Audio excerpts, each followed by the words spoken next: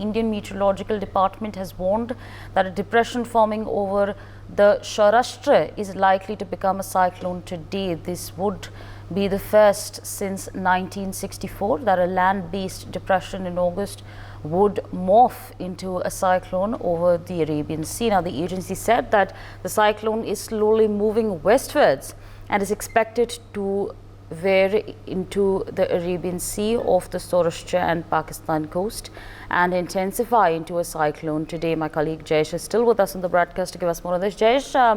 of course, now the IMD has issued a warning regarding cyclone and depression, which would perhaps have an impact on Gujarat as well. If you could take our viewers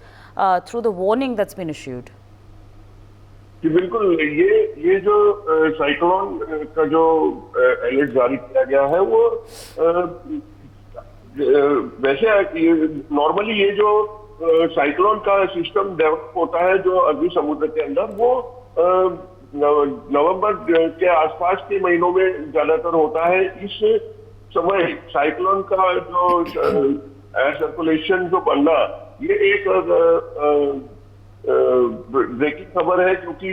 इस समय इस प्रकार की स्थिति बनती नहीं है, लेकिन फिर भी ये पहली बार ऐसा 64 इयर्स के बाद ये इस प्रकार की स्थिति सामने आई है और बारिश के सीजन के अंदर ही ये साइक्लोन का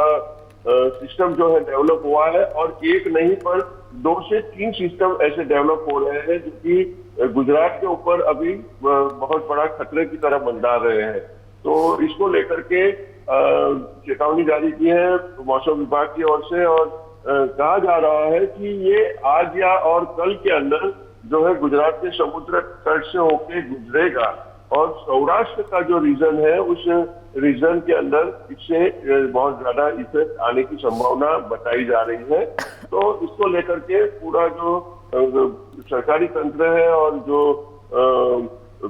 पैरामिलिट्री फोर्स और जो भी रेस्क्यू के लिए जिन एजेंसीज को डिप्लॉय किया गया है उनको